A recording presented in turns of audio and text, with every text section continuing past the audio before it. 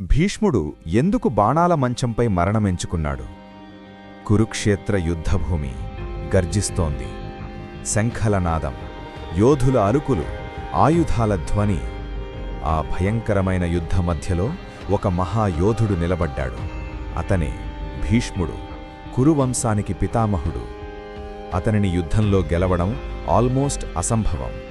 ఎందుకంటే భీష్ముడు ఒక అద్భుతమైన వరం పొందాడు, తన మరణ సమయాన్ని తానే ఎంచుకునే వరం. కాని ఈ కథ యుద్ధంతో ప్రారంభం కాలేదు. చాలా సంవత్సరాల ముందు తన తండ్రి సంతోషం కోసం భీష్ముడు ఒక భయంకరమైన ప్రతిజ్ఞ చేశాడు.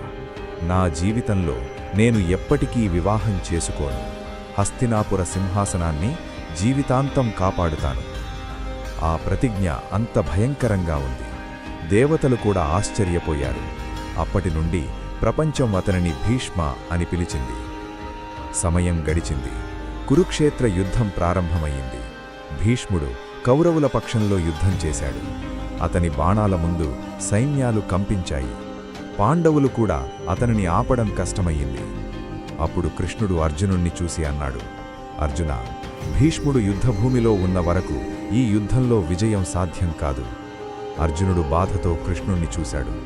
నా తాతని నేను ఎలా చంపగలను? కాని ధర్మం కోసం యుద్ధం జరుగుతోంది. భీష్ముడొక ప్రతిజ్ఞ చేశాడు, స్త్రీతో యుద్ధం చెయ్యను అని. అందుకే పాండవులు శిఖండిని అర్జునుడి ముందు నిలబెట్టారు. శిఖండిని చూసిన వెంటనే భీష్ముడు తన ఆయుధాలు కిందకి పెట్టాడు. ఆయన యుద్ధం చెయ్యలేదు. ఆ క్షణంలో కృష్ణుడు గట్టిగా అన్నాడు, అర్జున, ఇదే సమయం. అర్జునుడు తన ధనుస్సుని ఎత్తాడు. ఒక బాణం, 2 బాణాలు, తరువాత బాణాల వర్షం ప్రారంభమయ్యింది. వేలాదిగా బాణాలు భీష్ముడి శరీరాన్ని ఛిద్రచేశాయి. చివరికి ఆ మహాయోధుడు కింద పడిపోయాడు. కాని తన శరీరం భూమిని తాకలేదు. అతను పడింది బాణాల మంచంపై. యుద్ధభూమి ఒక్కసారిగా నిశ్శబ్దమయ్యింది. శత్రువులు కూడా ఆ దృశ్యాన్ని చూసి మౌనంగా నిలబడ్డారు. భీష్ముడు అర్జునుణ్ణి చూసి ఒక నవ్వు నవ్వాడు. బిడ్డా, నువ్వు నీ ధర్మం చేశావు. కాని భీష్ముడు అప్పుడే మరణం పొందలేదు.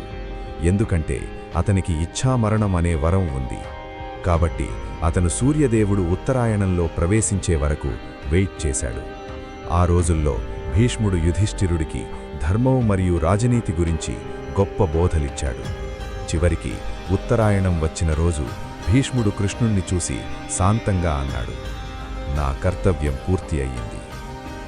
అలా మహాభారతంలో గొప్ప యోధుడు గౌరవంతో తన ప్రాణాలను విడిచాడు. భీష్ముడు సౌకర్యమైన మంచం ఎంచుకోలేదు.